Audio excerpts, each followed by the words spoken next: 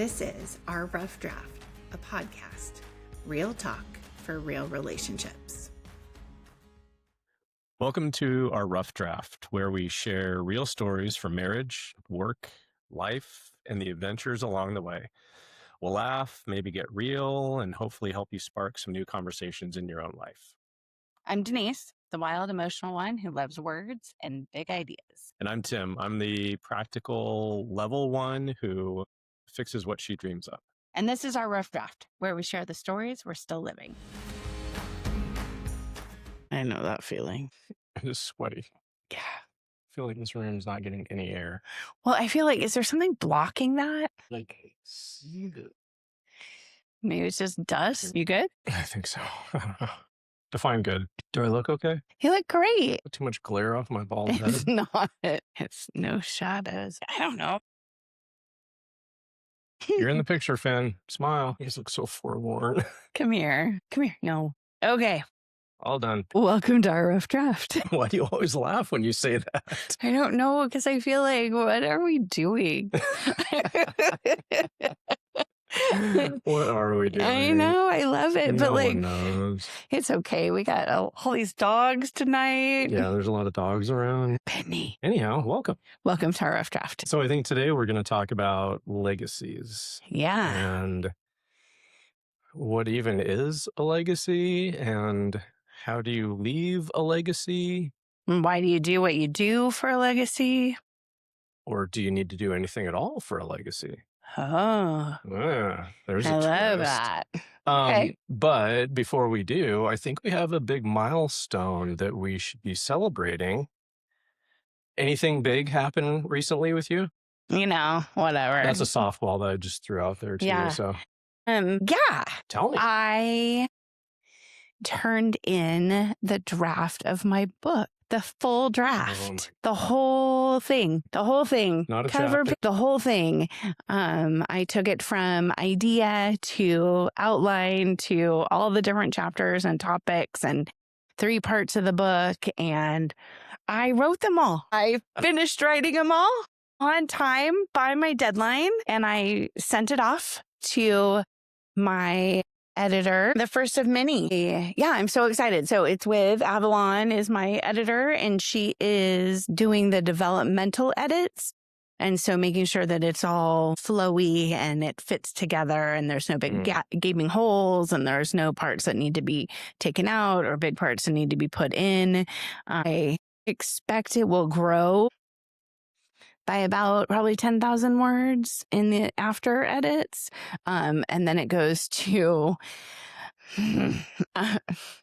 Penny. There's Penny's ball. So it's in developmental edits, and then it will go through a couple more edit processes, and then it'll be ready to go into the world. Wow. Yeah. That's huge. Congratulations. Thank you. I'm proud of you. I'm really excited.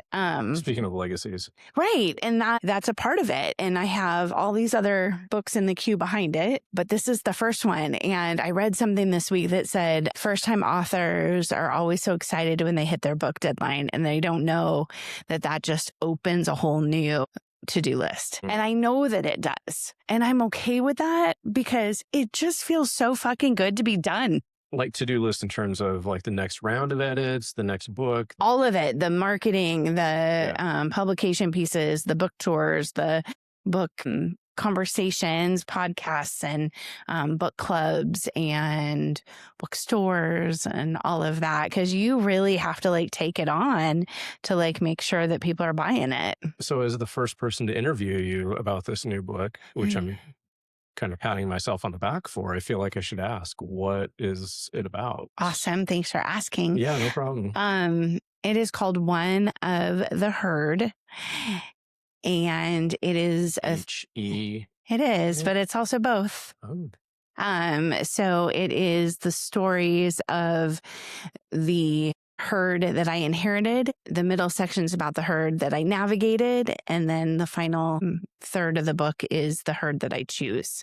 Yeah. So kind of a play on words there, but really when you find belonging, it's always in a group.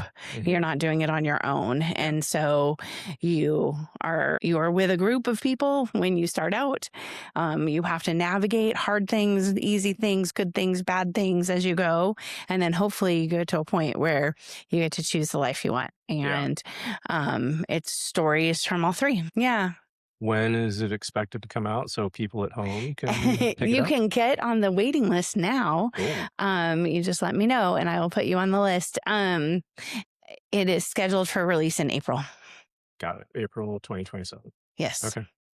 April 27 of 27. Why not one day later? That's our anniversary, and books come out on Tuesdays. Oh, And our anniversary will be on a Wednesday. and so we'll celebrate the release of the book. That's right. Got So it. yeah. Okay. So That makes sense. late April of next year, I will be coming to a bookstore near you if you live in Arizona, California, Oregon, Washington, Idaho, Utah, and you want to host and help host at a bookstore near you. Independent bookstores will have events and invite people in if they know that you have some local connection. And so I'm counting on that too. People will show up and will buy a couple copies of the book, and then you can do that piece of it. So that is all on the docket for next year. So a lot of work between now and then to just continue to write and kind of build a following. So I write every week on Substack, essays that are similar, a little bit different, not as polished, to get my voice out there so people will be excited for the book. So that's a part of it, but it's also being in touch with people and pitching to go on their podcasts and putting together book club kind of things, like what would be the questions that would go with this book and all of those types of pieces. Makes sense. Yeah. Like, what are you hoping to get out of this? I mean, we kind of started the conversation talking about legacies, right? Like, is this your legacy? Is this a way to... Yeah, I think I only know like the inside version of myself. I don't know the inside version of anybody else. So I go through the world and go through life thinking everybody wants to write their stories down and that everybody thinks of everything as a story. Apparently, that is not true for everyone. But I think that story is such a great way to capture our history and to think about what we've been through. And it lightens it up a little bit. Yeah. It's not so heavy. Even the heavy stuff you can put it into a story, and whether that's written or told, you can like get a different perspective on it. You can take a different angle. And I love that. And that's just how I've always approached life. Is my insides look at the world and put stories to them, whether it's us, whether it's other people, like that's just what I do. And so what was important for me in this first book is it's memoir, narrative nonfiction, but it's not like a chronological story of my life. It's these stories of the hurt I inherited and the stories that go with that. But it's bits and parts of stories that tell lessons and provide insight into who I am today. And so I think that that's important for me to have into the world for myself, because it was such a great process for me to go through and know that I'm choosing this life every day.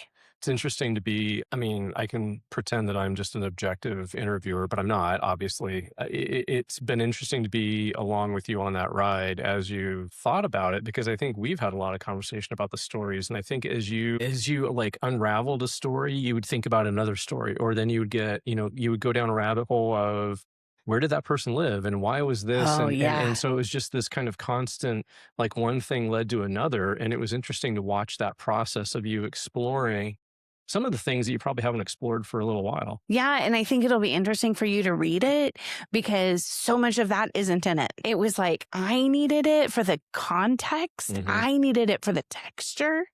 And then I would start to write about that person or about the situation that I remember. And then it would go on its own. Mm. And that for me is like the beauty of writing, because I sit down and like, this is what I think is going to come out. And it's not always what happens. And so you have to go with it a little bit. And there's this concept in writing about like the shitty first draft. Mhm. You just get it down. My first drafts aren't that bad. What they are, though, is much more reporter. Like, this is what happened, then this happened. So then the second time I go back through, I can add that texture in. I can add the sights and the sounds and the pieces that make it richer. But I am never going to be a flowery writer. Like, that's just not, I'm not a flowery person. And so it doesn't appeal to me. Like, I love detail, but like, I can't get to flowery detail. Mm-hmm. And I have been an educator for 20 plus years. There's always a little teacher in me. Yeah. And there was a teacher in me before I was a teacher. And so there's always this piece of like, am I trying to teach something through this, or am I just telling a story? And I hope I give that the right balance, because I do trust the reader to like take a story and apply it to their own life and how it helps them to see a different perspective. But it did teach me things. I don't think that my stories are such that you should read them and be like, oh, that's what I'm going to do now.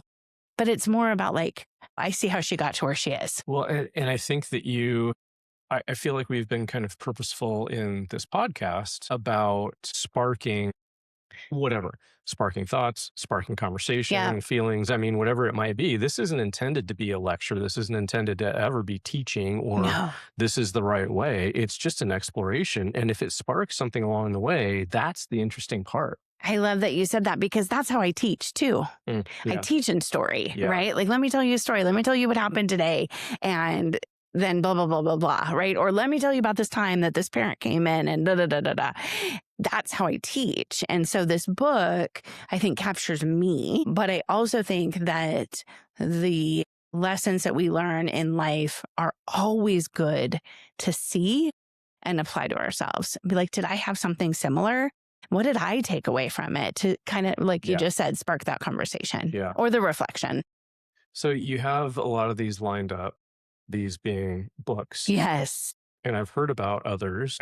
I don't know that I ever asked you why this one first. Like, how did the order fall out? Because this wasn't the first one that I heard about. This wasn't the first one that I think you worked on and ideated around. So it's interesting that this one's... It came out first. Yeah. Why? It's a great question. I sometimes ask great questions. You always ask great questions. So there's 6 books.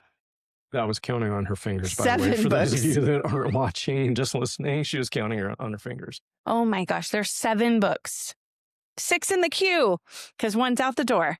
Wow. I know. It's a lot. 3 are kind of this story-based memoir, different perspectives, different ways of telling story. And then there's 3 fiction books, a series of 3 books. And I am most excited about writing the fiction book. And I started back writing today after not writing. I took a week off. I'm most excited to read that one, not because I don't care about your story, but because, and I'm not going to give anything away, I promise, but I love the approach that you were taking with that books, with that story. Yeah. So I can't wait to see, because I'm just going to give a little bit away. I promise it won't be the whole thing, but it's a 3-part story, essentially told from different people's perspectives to simplify it. And I love that concept, because I absolutely think, and we've talked about this a lot, that we all see things differently. Yeah. We experience things differently. We have different thoughts. And so being able to say, this is the situation, this is the whatever, and having different perspectives on that story, I think is going to be really cool. So I'm excited for it. Yeah. And I'm writing notes because that book is a set of 3, but there's at least 2 other books that are part of it. So it's actually a 5-book series. Who knew? So exciting. And that's the one I'm most excited to work on.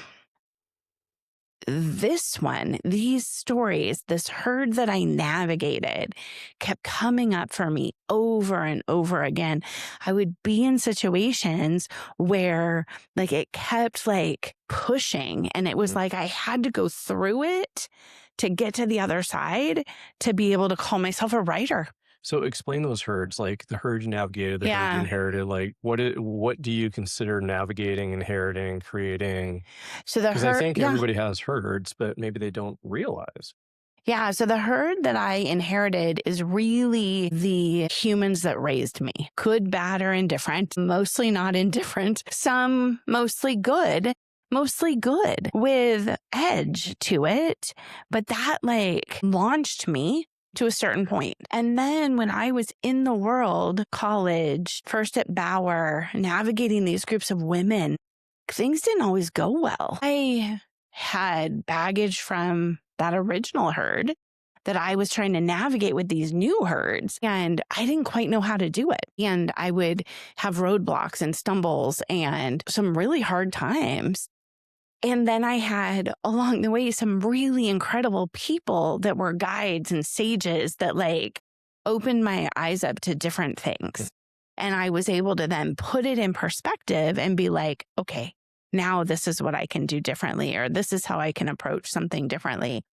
Man, there's a lot of people that I wanted to include in the book, but I couldn't get everybody in there because you're telling stories. And maybe when it comes back from development, she'll say, we need 3 more stories about blah, blah, blah. And I'll be like, great, I have one about Heidi and Carly, and I can tell that story. But it was just all of that like angst in the middle. And then getting to this place of like kind of taking this like step back and a view of my life and to be like, wait a minute, like I am making choices now. I am choosing the groups I put myself in. I am creating the groups that I'm putting myself in. I still have stumbles. I still have hiccups, and it comes from some of that. But that was why I had to write it, because I kept wondering, like, why am I still struggling in groups of women? It's like I had to tell it so I could change it. And so then writing it gave me that opportunity to like put it in the rearview mirror a little bit and be like, but here's who I am now. And here's what I'm choosing going forward. Not that it's an easy road always. Sometimes I find myself in rooms where I don't know if I belong, and I don't just freak out anymore. I notice that I'm freaking out. I talk about my freaking out. I engage in my freaking out, but I don't just freak out and leave, which was what I used to do. Yeah, I think, so obviously I wasn't there for the inherited herd, for the whole of that. I mean, I've been around a fair amount of time, but not all of it. But I think I know the stories. I think I know the situations from then on, right? From the time I met you, obviously, until now, I feel like I know a lot of those stories. And going back to the point of different people see things in different ways, it's interesting when you talk about herds, groups of women, because sometimes those groups of women also had groups of guys that I was a part of. And I can think of one in particular. I know we're thinking of the same one, and we won't name names, but I think about how those two experiences were 99% of the time shared experiences. That whole group of people would get together and we would be part of that group. You would be having an experience with the women. I would be having an experience with the guys, and vice versa sometimes. And you know, like socializing. And I think about my experience being part of that group and your experience being part of the other group, and how we were kind of on 2 different tracks. And when it became, I think, apparent that we probably didn't want to be part of those groups anymore. It just didn't click with who we were. It wasn't about the things that, you know, like people weren't concerned about the things that we were concerned about, or Yeah, when you say 2 different tracks, you mean not you and I were on a track and they were on a track, not I was against. I mean, all of the above. Okay. So you, like, for example, we would go on a trip, right? And you would go off with that group of women. I would go off with that group of guys, and we would have our experiences and do things. So that's what I kind of mean by separate tracks. Yeah, okay. But then we would come back together. And so those tracks then started to merge, because now we're all together, and I'm having experiences with that group of women. You're having experiences with that group of guys. So like we're all socializing together. But I think ultimately we were just at different points in our lives. And it became apparent that, like, for me, I just didn't feel good about myself in that group. Like I didn't. Well, and that's what I valued. thought you were saying, that you and I were on a different track than they were. We were. Absolutely. And I think that's the point that we ultimately got to, was this herd that we are now socializing with is not the right thing for us. Right. And now we have to probably self-select out. But I think that can be a huge source of conflict, because if I was having a great time, I'm Right. like, this is the best people I've ever, Right. hung out with. And It would have been really hard on us. it would have been difficult, Yeah. right? Because I think that drives a wedge. But I think we both kind of came to that realization at the same time. Yeah, I think that's very true. I also think that there's a piece that was really important to me when I was writing the book, that I tried not make people the villain in the story. So like this group of women that you're talking about, I call them in the book the 9 chicks, because that is what they called themselves. So the 9 chicks didn't fit for me. It doesn't mean they were bad humans. They were great humans, and they were great humans for each other. And they were pretty great humans for us most of the time. But they weren't a villain. Like, it wasn't like bad things happened to me over the course of my whole life. That's not what the book This is wasn't about. like a Mean Girls scenario. And Well, there's a little bit of Mean Girls in there, but that's not the point of the book, is what I'm saying. Like, I'm telling these stories about relationships and situations where I didn't feel like I fit, but that was also partially on me.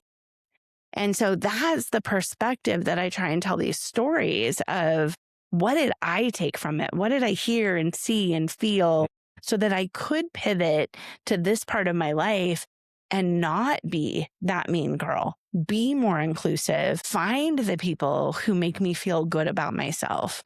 So that was a really important piece when I was writing also. I read something the other day, and I'm going to probably do a horrible job of paraphrasing it, but the idea was essentially that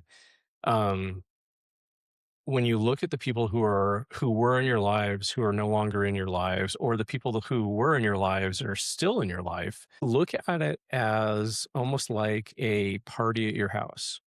And you say the party starts at 7 and it ends at 10 or whatever. And some people show up at 6:45. Some people are there in the afternoon helping you get ready. Some people go, an hour, 15 minutes, I don't know, whatever, and they leave. And other people stay until well past the time, and they're just there with you and kind of in a comfortable situation. And thinking about your relationships a lot like that. It's not that these were bad people. It's not that these people, purposely distance themselves from you or don't like you or whatever it is, but it's helpful to think about, some people are in your life for a minute, other people are in your life for a lot longer than that. And it's just, that's the time that was meant for those people to be there. Yeah, and we've talked about that for a long time, right? And I think about that herd in particular was great for us at the time. I mean, I think it gave us an outlet. We were able to meet some great people, but it just wasn't the right time, ultimately. Yeah, it'll be interesting for you to read the book and to see how I position it. Yeah. It'll be interesting. I think the other piece that feels interesting being on this side of it being done is, it's just an opening. There's so much more to each of those stories that I can't wait for people to read it and be like, tell me more about Four Non-Blondes. And I can sit and just talk about that chapter and what I learned from that phase of my life. Because each of them are just these like little views into it. And it's so much richer on this side. So we started off talking about legacies. Yes. So what are we really talking about here? Well, and I think I think it directly matters, because I mean, I think there's probably an untold number of ways to leave your legacy. Yeah. So why this one? So interesting. So I imagine that everybody who set out to write a book at some point in their journey, they have sat at their computer or in front of their paper and said, I am not a writer. Like, this is not what I'm supposed to be doing. Why am I doing this? Like, what the hell?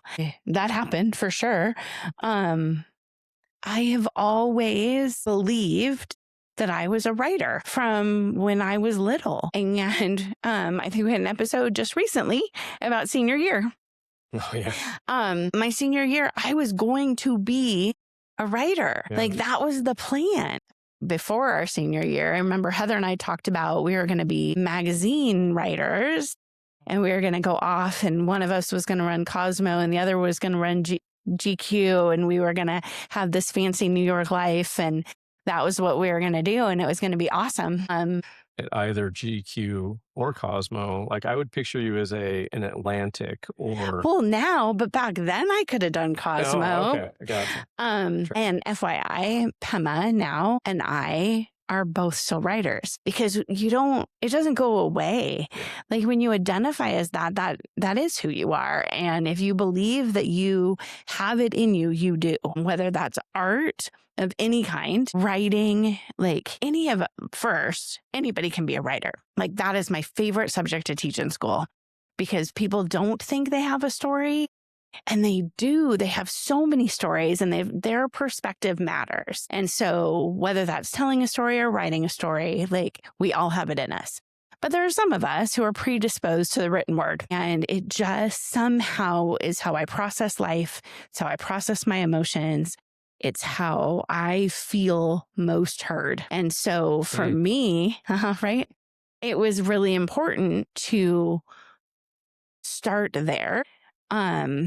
Because I am not a perfect person, and I don't claim to be. And the richness of who I am has created me the way I've been created. And going forward from here, there will always be a little bit of this in the books I write, whether it's nonfiction or fiction. And so I want people to know me so they understand my characters better, because I'm a part of them. I am the herd they inherit for my fictional characters. So go back to that whole point of you feel the most heard when you write. Like, tell me about that. Why do you think that is, as opposed to daily interactions you have, or like? I just feel like I can go deeper. I can say more when I write. So you have a chance to. No, I'm not going to put words in your mouth. Keep going. I, as you know, can get emotional pretty easily. Any emotion. I am really good at emotions. I do happy good. I do funny good. I do mad good. I do sad really, really, really well. Like, I can do a lot of emotions. Frustrated, angsty. Yeah. I have them. Often all combined into one interaction. Right. Which makes it awesome. For you. And writing allows me to sit with those emotions better, and to pick and choose which ones I convey to the world. I often was told, don't cry, like those types of things growing up. And so if I could write about it, I could process it on my own. I could cry if I wanted to. And then when I was ready to talk about it, maybe those emotions weren't as surfacey, or they were if I chose to have them that way. Yeah. But writing allows that space between stimulus and response is where my writing lives a lot of times. I love, that makes me think about stories in general. I think one of the biggest disservices not you and I, just everybody in general does, is not allowing people to fully tell the story. And for any number of reasons. I mean, it's not because we're all jerks and we just don't care, but I know we've had this conversation about when I got back from the first tour, everybody wanted to know what was it like? Like, that was the question. And it frustrated the fuck out of me, because it's not a 6-word answer. No, like, you need to sit down at the table and we need to have a good long conversation if you really want to explore this topic. Otherwise, it's kind of offensive that you asked me, because what you're doing is forcing me compress that story, that situation, that experience into a 30-second answer that you have the attention span for, and that will make you feel okay about things. Right. And that's not fair. And I don't think that's fair to anybody with a story. And I love your point about, like, I can be hurt this way. Like, I can fully explore all those emotions. And if I need to take a 5-minute break and cry it out for a while, I can.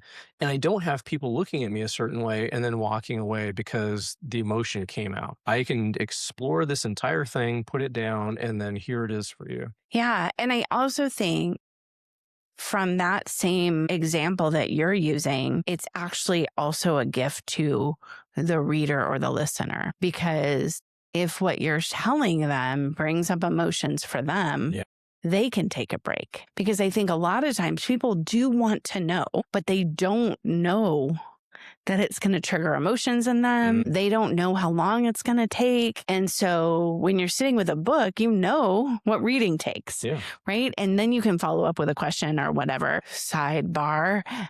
ADHD brain is that's why I love Substack, is because writers are on there writing and you can interact with them. Hey, I just read this, blah, blah, blah, blah, blah. Like, let's go just a little bit deeper. Is so good. Like, people who are shut off to that, like, they've lost something.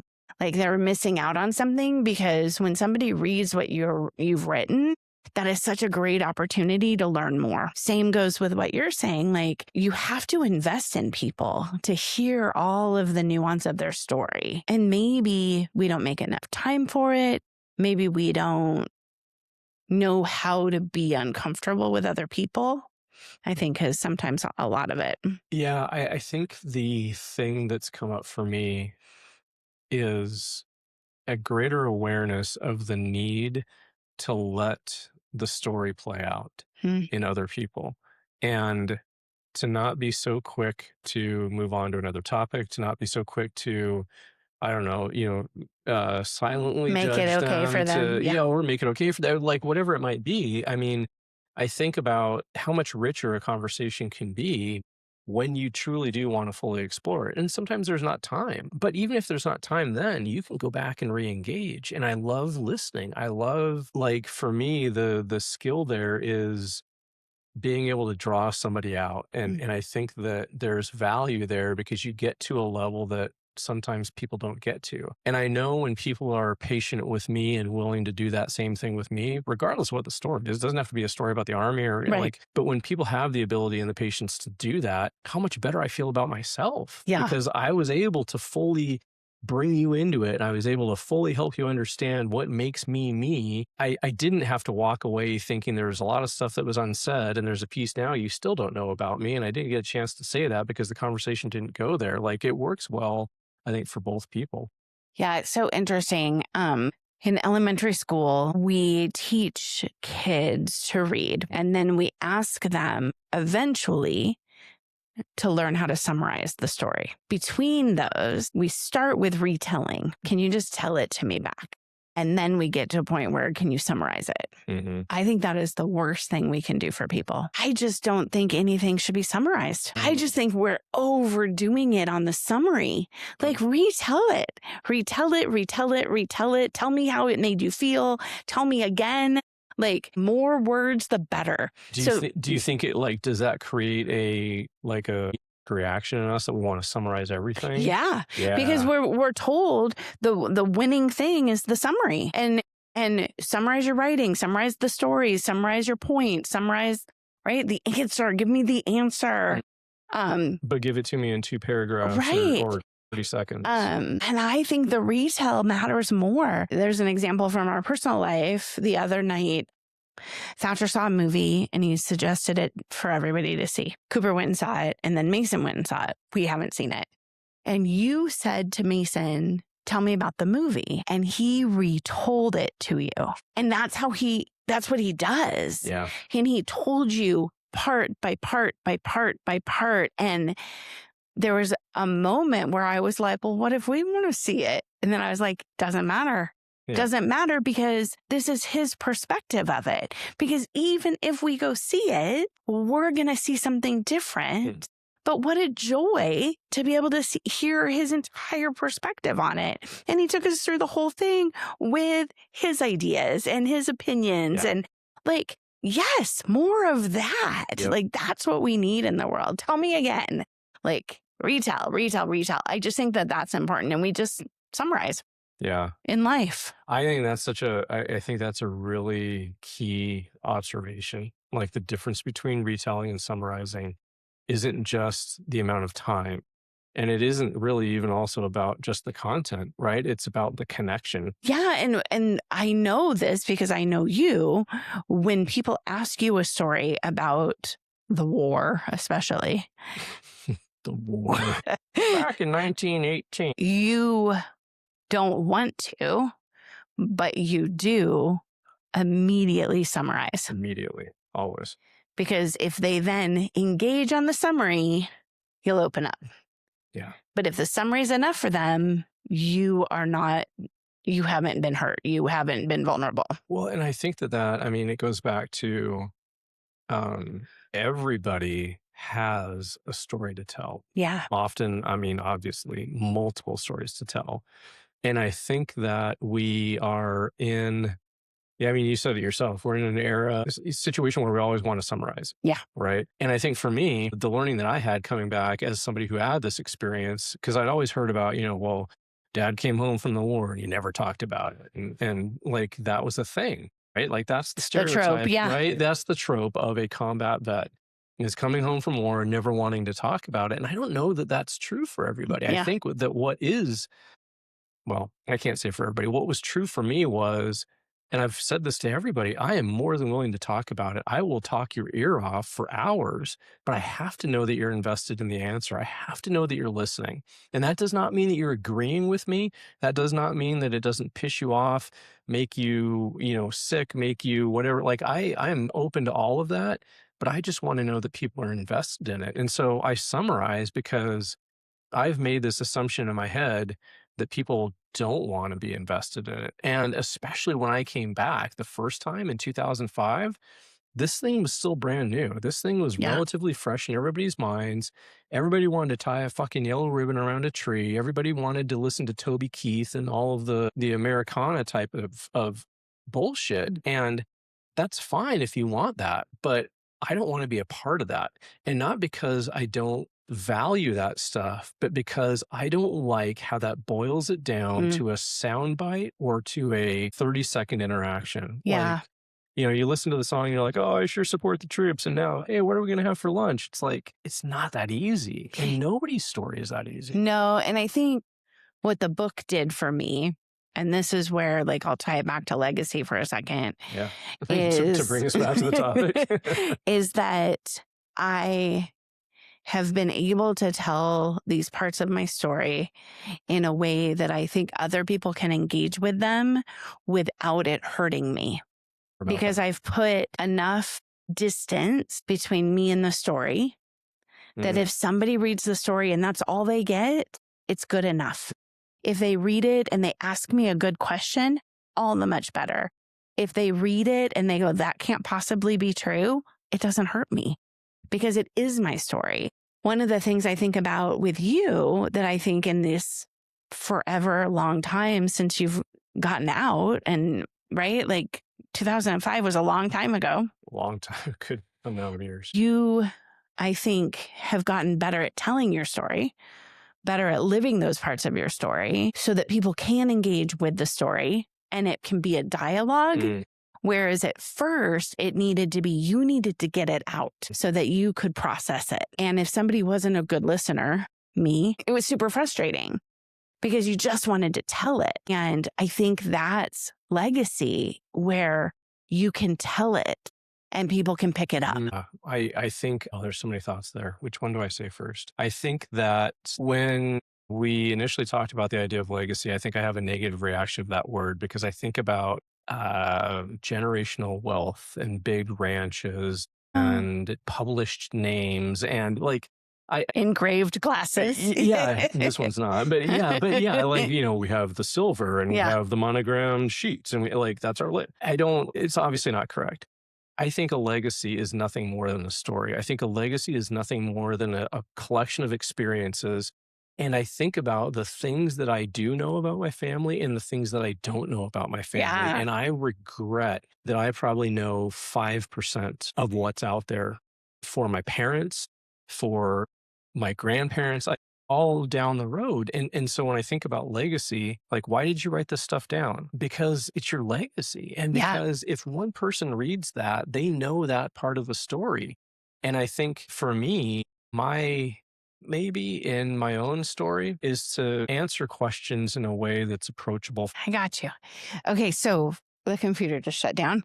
So we're back. You were saying about legacy, like what a legacy is. It's not monogram sheets. It's not engraved silver. It's story. I think so. Yeah. I mean, like we were discussing, I think that it doesn't have to be this big thing. Like I think the word legacy carries a certain amount of weight with it because I think there's a concept of what legacy am I creating? What legacy do I leave behind? What legacy, like there's some, it almost becomes an activity, or it becomes something that you have to strive for.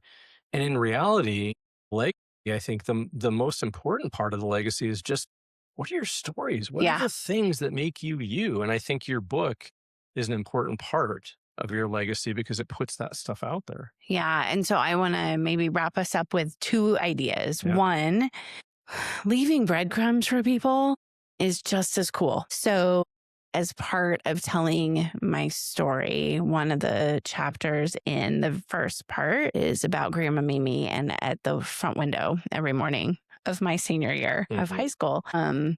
And while I was writing that, I was doing research on her story, and I found out some things that I did not know before. And so I think about that now of like, how and where can I leave breadcrumbs that the future generations can find? Because you can't write it all down. Yeah. You can't tell all of your stories. And I don't think you have to be a writer to leave a story legacy. And it doesn't have to be these cheesy books that you buy of like fill in all of these blanks. It could be as simple as picking up a copy of my book and reading it and saying to somebody in your life, hey, I just read this chapter and it made me think about a chapter in my life. And here I want to tell you that story. And it could be one story. Yeah. Yeah. And you buy my book. And pick up a copy of the book as well. Right. Yeah. So I think that that's important. I will not be a bestseller with this book. I will. I know. You always talk to me about thinking positively, and I'm not saying that you have to sell a million copies, but I think I'm not talking it down. I'm just saying the market for memoir is not really bestsellery unless you are a famous person. That just people want to know about the famous people. But I think individual people living on your street have these kinds of stories in them. And if we could know everybody's story, like what a better, more connected society we would be. Like, I just think that that would be really cool. I will be a bestseller with some of these books on the list, but not quite yet.